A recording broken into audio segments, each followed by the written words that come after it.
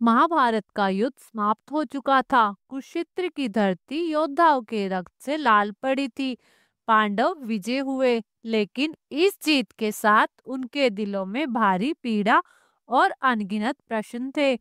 अर्जुन, जिन्होंने भगवान श्री कृष्ण के सारथी रहते हुए इस युद्ध को लड़ा था, थकान और संतोष के बीच वो अपने रथ की ओर देख रहे थे।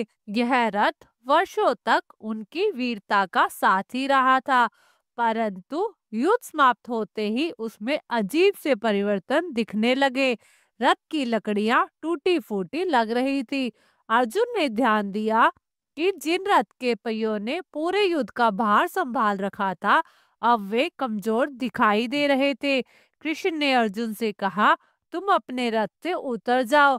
अर्जुन ने चौंक कर पूछा, परंतु केशव क्यों? कृष्ण ने एक गंभीर मुस्कान के साथ उत्तर दिया, समय आ गया है। यहीं से इस कहानी की शुरुआत होती है। इस रहस्य को समझने के लिए हमें समय के पहियों को उल्टा घुमाना पड़ेगा, उस क्षण तक जब यह रथ बना और इस पर युद्ध के दौरान क्या क्या घटा। यह कोई साधारण रथ नहीं था। यह रथ अग्निदेव ने अर्जुन को खांडव दहन के समय दिया था। अग्निदेव ने इसे विशेष रूप से महाबलशाली रथ बनाया था, जो हर प्रकार के दिव्य अस्त्रों और शत्रु के आघात को सहन कर सकता था। इस रथ की संरचना में ब्रह्मा, इंद्र और वरुण की शक्तियां सम्मिलित थी। महाभारत युद्ध के दौरान अर्जुन ने इस रथ का उपयोग कई असंभव कार्यों को अंजाम देने के लिए किया। इस रथ ने उन अजय योद्धा को हराया जिनके नाम से धरती तक कांपती थी।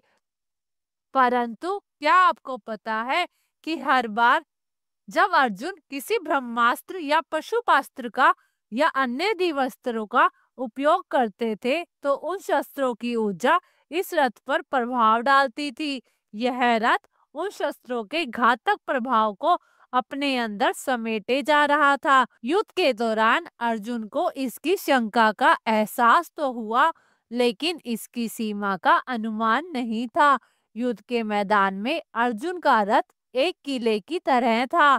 दुर्योधन, कर्ण, अश्वत्थामा जैसे योद्धाओं ने इस रथ को तोड़ने के लिए अपनी पूरी ताकत लगा दी। कर्ण का नागस्त्र युद्ध के दौरान कर्ण ने अर्जुन पर नागस्त्र का प्रयोग किया। हालांकि अर्जुन ने इसे विफल कर दिया, लेकिन इस दिव्य अस्त्र ने रथ की संरचना को भारी नुकसान पहुंचाया।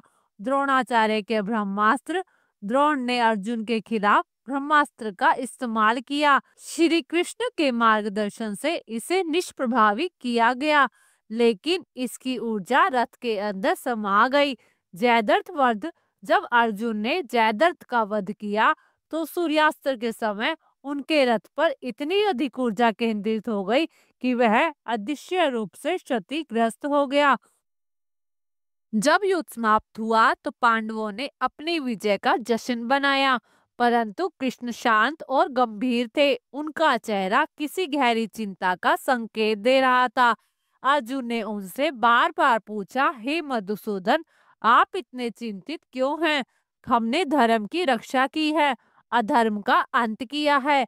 श्री कृष्ण ने उत्तर दिया, इस युद्ध की समाप्ति के साथ ही कई रहस्य भी समाप्त होने वाले हैं। तुम्हारे रथ की शक्ति अब समाप्त हो चुकी है। यह रथ केवल इसलिए बचा था क्योंकि मैं इसे संभाल रहा था। अब समय आ गया है कि यह रथ अपनी अंतिम यात्रा करे। युद्ध के दौरान अर्जुन का रथ केवल इसलिए बचा रहा क्योंकि श्री कृष्ण ने अपनी दिव्य शक्ति से इसे सुरक्षित बना रखा था। हर बार जब कोई दिव्यास्त्र रथ पर गिरता, तो उसकी ऊर्जा श्री कृष्ण के चमत्कारी प्रभाव से निष्क्रिय हो जाती। श्री कृष्ण ने कहा, इस रथ को अब नष्ट होना ही है। यदि इसे और अधिक समय तक इस रूप में रखा गया, तो यह स्वयं ही विस्फोट कर जाएगा। अर्जुन ने यह सुनकर आश्चर्य व्यक्त किया, परंतु कृष्ण ने उन्हें शांत किया और अपने आदेश का पालन करने के लिए कहा। महाभारत के युद्ध में उपयोग किए जाने वाले शस्त्रों की तुलना आज के किसी आधुनिक हथियार से नहीं की जा सकती।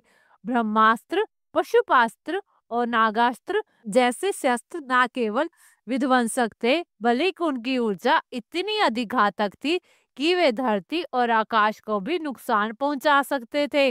अर्जुन का रथ इन शस्त्रों की शक्ति को सहते हुए कमजोर हो चुका था। कृष्ण के दिव्य प्रभाव के बिना यह रथ युद्ध के मध्य ध्वस्त हो सकता था। जब अर्जुन ने यह बात पांडवों को बताई तो वो भी हैरान रह गए। युधिष्ठिर धर्मराज के रूप में जाने जाते थे। उन्होंने कहा, यह तो चमत्कार है कि हमारा भाई और उसका रथ इतने भयंकर युद्ध के बाद भी सुरक्षित रहे।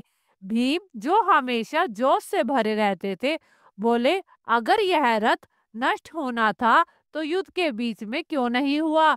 केशव ने इसे कैसे बचाया? तब श्री कृष्ण ने अर्जुन और पांडवों को बताया, इस रथ को बचाना केवल उनकी लीला थी। उन्होंने कहा, मैंने इसे इसलिए बचाए रखा क्योंकि धर्म की विजय होनी थी, परंतु अब जब यह कार्य पूरा हो चुका है तो इसे प्रकृति के नियमों के अनुसार नष्ट होना ही होगा। अर्जुन कृष्ण के आदेश का पालन करते हुए रथ से नीचे उतर गए। जैसे ही श्री कृष्ण ने रथ छोड़ा, उसमें अचानक आग लग गई। पूरा रथ धू धू करके जलने लगा। अर्जुन और अन्य पांडव यह देखकर दंग रह गए। श्री कृष्ण ने समझाया, युद्ध के दौरान इस रथ ने ब्रह्मास्त्र, नागास्त्र और अन्य कई दिव्य अस्त्रों की शक्ति को सहा है। यह शस्त्र रथ में एकत्रित हो चुके थे, परंतु मेरे प्रभाव के कारण निष्क्रिय थे। जैसे ही मैंने इसे छोड़ा, उसकी शक्ति जाग गई और उसने स्वयं को नष्ट कर लिया। अर्जुन ने अपने रथ को जलते हुए देखा तो उनकी आंखों में आंसू आ गए। यह वही रथ था जिसने उसका हर कठिनाई में साथ दिया। उन्होंने कृष्ण से कहा, मधुसूदन, आप ना होते तो मेरा क्या होता? इस रथ ने तो मुझे कई बार मृत्यु के मुख से बचाया, लेकिन यह सब आपके कारण ही संभव हो पाया। श्री कृष्ण ने अर्जुन को समझाया, यह रथ केवल एक माध्यम था, असली शक्ति तुम्हारे भीतर की भक्ति, विश्वास और धर्म के प्रति समर्पण थी। हे पार्थ, जो वस्तु जन्म लेती है वह नष्ट भी होती है, परंतु आत्मा और धर्म अमर है। यह रथ भी इसी नियम का पालन कर रहा है। श्री कृष्ण की बातें सुनकर अर्जुन ने गहरी सीख ली। यह घटना केवल एक रथ के नष्ट होने की नहीं थी, बल्कि यह एक महान पाठ था कि जब तक हम अपने कर्तव्य को धर्म पूर्वक निभाते हैं, तब तक हमारे ईश्वर हमारे साथ है। अर्जुन जलते हुए रथ को देख रहे हैं और उनके मन में एक शांति है। उन्होंने जीवन का एक महत्वपूर्ण पाठ सीखा। धर्म, सत्य और आत्मा अजर अमर है। जो कुछ भी इस संसार में है वह केवल समय की सीमाओं में बंधा हुआ है। अर्जुन के भीतर यह समझ जाग गई थी कि कर्म, धर्म, भक्ति का महत्व जीवन के हर पहलू से ऊपर है। जैसे जैसे रथ की आग बुझने लगी, अर्जुन ने अपने हाथ जोड़कर भगवान श्री कृष्ण को नमन किया। उन्होंने कहा, हे मधुसूदन, आज आपने मुझे यह सिखाया कि जीत या हार, साधन या साध्य, सब कुछ आपकी माया का ही हिस्सा है।